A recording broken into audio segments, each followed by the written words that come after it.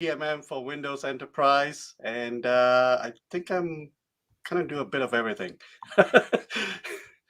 Marketing, community engagements, IT pro, engagements and stuff like that, and advocating for Windows 11, Intune, all that jazz. Awesome. What about you, Brett? Hey, Arya. Hi, my name is Brett Flagg. I'm an architect on the Intune product team. Um, what do I do? I usually joke that as an architect, I draw boxes and arrows on whiteboards and write documents that nobody reads. But for the most part, I work again across a bunch of the engineering and product organization and try to keep the product up and running. Awesome. Last but certainly not least, Donna. Hello, everybody. I'm Donna Ryan. I'm a PM on our Windows and Windows Cloud team. It's a brand new term. So we encompass Azure Virtual Desktop, Windows 365, and so I generally stay customer facing. I work with our customers to help them get Windows 365 or AVD implemented, get their feedback, and help to improve the product. So spend a lot of time with customers having these types of conversations that we're going to be having today. Awesome. And for those of you tuning in, I'm Arya. I will be your MC for the day. And typically I do all things Windows Update or update management. So with that, let's move on to a topic that is very near and dear to my heart, which is, so when you're thinking about making the move to Windows 11 or making the move to modern management, which is first? Or are they really better together? Or as one person already put in chat, is there another choice altogether of just staying fully on premise with Configuration Manager? So Brett, I know you and I have lovely and kind conversations about this together all the time. I would love to hear your take on the answer to this question. Yeah, thanks, Arya. First of all, look, I really don't think there's a wrong answer here, right? There's, every IT organization is different, and really what you need to do is look there and find out what the right thing for you is, and you understand your own environment. So have confidence in what you're looking at, and move forward as you see fit. What I'm hearing a lot of, we got a chance this year to attend a lot of really cool conferences, a number of MMS conferences and the Ninja conferences, and a lot of customers are seeing a strong push to move to a cloud native solution for management, and also to Windows 11. What I think I've found is some of the best guidance or some of the best stories that I've heard is what you do is with your existing Windows 10 estate, enable co-management and have those devices running and visible in the cloud. And then as you're moving to Windows 10, as you're moving to Windows 11, it's a really good opportunity to take a look holistically and kind of embrace a cloud native solution where you enable autopilot and enable AAD join and Entra join, and have your devices natively cloud management as you're going to Windows 11. Interesting. So you'd say you'd actually recommend that they do cloud native at the same time as Windows 11 transition. It's as you're looking at a large projects that you're running in your organization, it can be a convenient thing to kind of bundle together. It's saying, look, as I do my hardware refresh, I'm going to get these brand new Windows 11 devices in with a great experience. I'm going to have them cloud born, using Entra join and into native management, and you've got a solution right there where those new devices that are coming in with new hardware are instantly kind of giving you the best experience across the board. For existing devices, would you recommend moving them first to Windows 11 and then, co-managing them, or co-managing them and using things like Autopatch to move them to Windows 11? I'm guessing you have an opinion on that, Arya. I'd love to hear your thoughts. I'm just trying to, ask questions. No, I think that from my perspective, it's typically it depends on your organization and, as you said, the budget. And to be honest, one of the biggest reasons I've heard from customers about why they're trying to merge co-management and Windows 11 is because they view it as a good way to get budget for the Windows 11 project. However, I honestly don't really view Windows 11 as a project. The UX is different, and that's something you do need to train users on. But from an app compat perspective, or from the perspective of the fact that it's still just 10.0.2, it's really just the best version of Windows 10. And you can use whatever management tool, ConfigMan, third party, Intune, to upgrade devices, and then focus on moving to the cloud, which, as you said, is much more of a project. That said, I know not all devices are eligible for Windows 11. So Donna, what do we Yes. do about that? Well, for those devices and for folks that may be more budgetarily constrained on hardware, where your hardware may still be, perfectly fine for the next handful of years, both AVD and Windows 365 can solve that problem by not having to touch the operating system on the hardware or even swapping the hardware out at all. You can very easily provision Windows 11 systems for admins, for users. And with Windows 365, we have different flavors of Windows 365. Like we have Frontline, which is a fantastic way to lower your per user cost for folks that may not need a 24/7 running cloud PC. But of course, we do have the scenarios where we do have folks that need those. We've got new SKUs coming on. I think we're just announced at Ignite, so opens up all new sorts of avenues for different type of workers and different type of job roles, scenarios. So Windows 365 is a really easy way of being able to get to that Windows 11 goal very quickly. The other nice thing too, when we're looking at the the join type, whether it's it's hybrid or native, Windows 365 does make it very, very easy just to go pure Azure. When you're building out your provisioning policy, you don't even have to have a full Azure subscription. All you need is the licenses. Microsoft can take care of all of the networking on the back end. And so, if you're in that situation where you may want to test it out first, or you may want to stick with your existing hardware, or heck, if you just want to kick the tires on all these different management scenarios, Windows 365 and AVD can absolutely help solve those scenarios. I'd highly encourage it, but I may be biased since I work on that team. It's okay. The biases, we're all biased in different ways. And I also think that Windows 365 is pretty awesome. And I don't work on that team or get endorsed to say so. Harjit, so we discussed some of the aspects, but I know you've been talking to customers across Ignite, a bunch of different conferences. Yeah. What haven't we addressed? What are you hearing that customers are saying? Yeah, so I was just recently at Microsoft Ignite. I actually did a AMA session similar to this.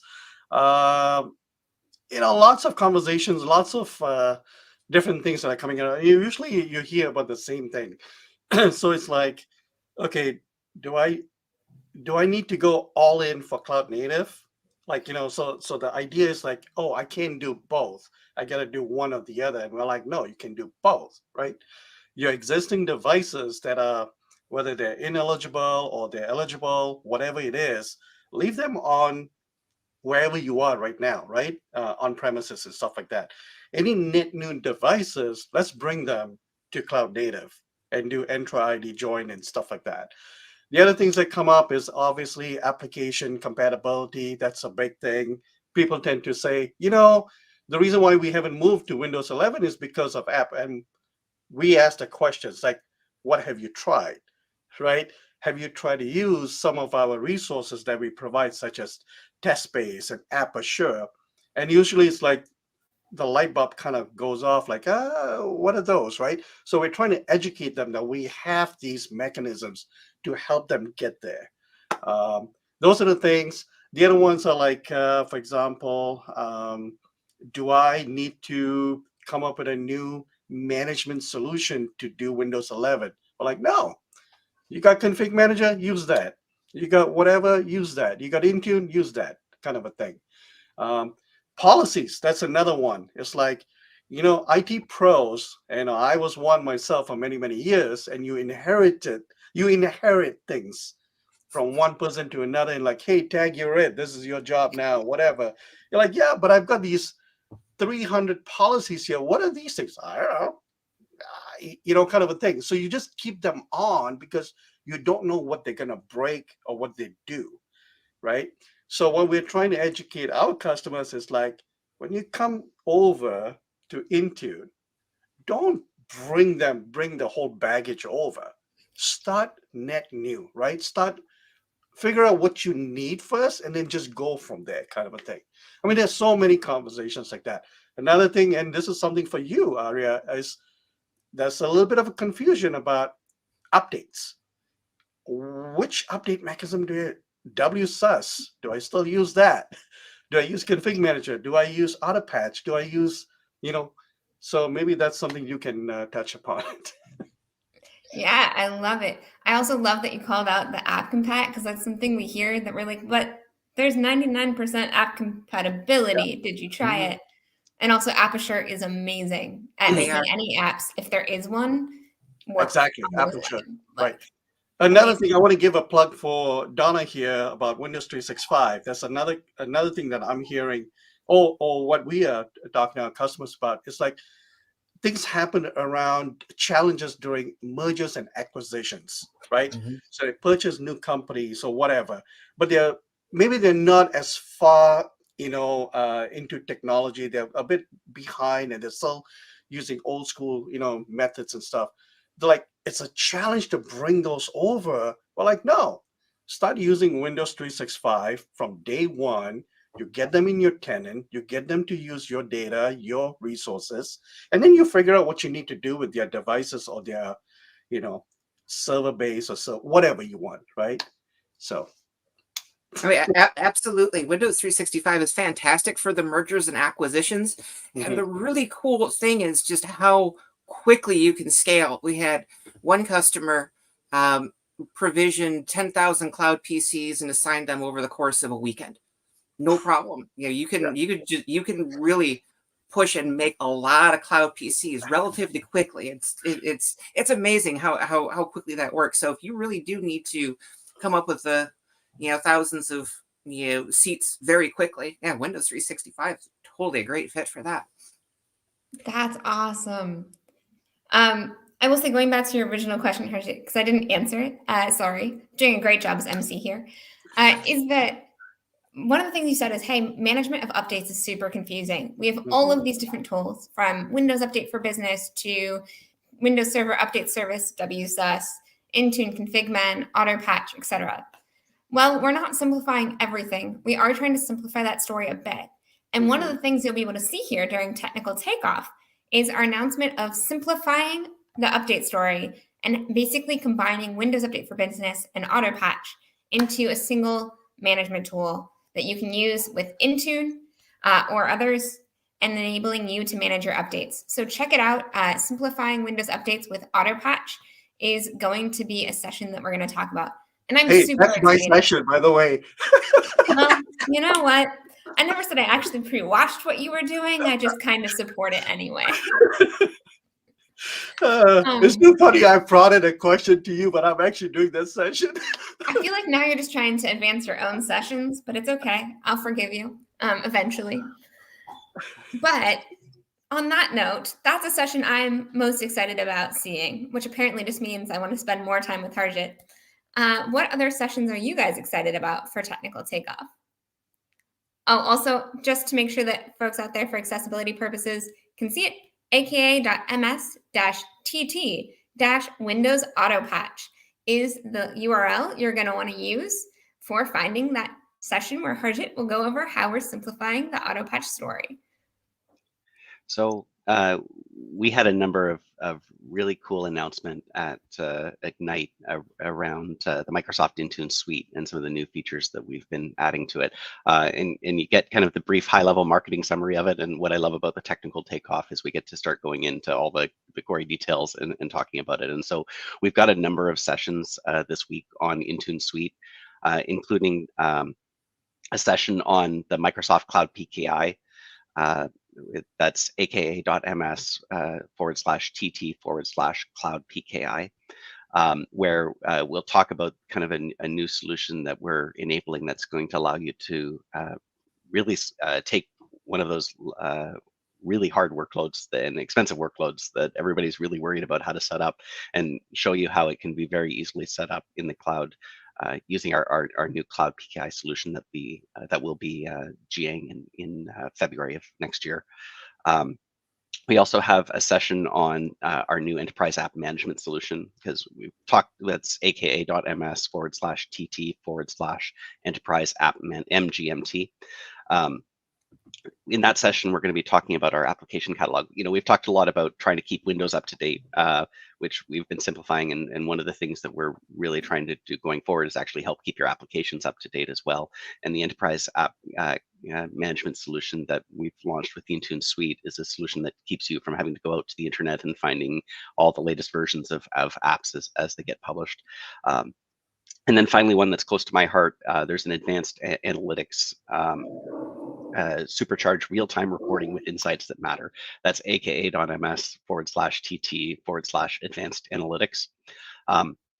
We have a lot of data locked away in Intune, and historically we haven't done a great job of enabling reporting for customers, right? One of the key things that I've been really trying to work on this year is setting a platform that's going to enable us to allow you as IT workers to really get access to that data and query and use it the way that you need. And our device query solution that we're announcing is kind of that first step, but it's going to be a really fun year next year as we continue to invest in that spot. I am so excited to see us improve the reporting there. That is so much needed and amazing to hear. Donna, what about you? What are you excited about from Technical Takeoff? Well, anything Windows 365 or AVD is totally my jam. But if we go to this link here, the aka.ms/tt/Windows in the cloud, we've got a breakdown of all of the different sessions that we're having this week with dealing with Windows 365 and with AVD. Now, something I'd like to make a little bit of a call out on. We've talked a lot about folks are on-prem or they're in cloud, but what if you're not even in the Microsoft ecosystem entirely? How does that play in? Well, we have one of the sessions we have this week is showcasing our VMware integration with Windows 365.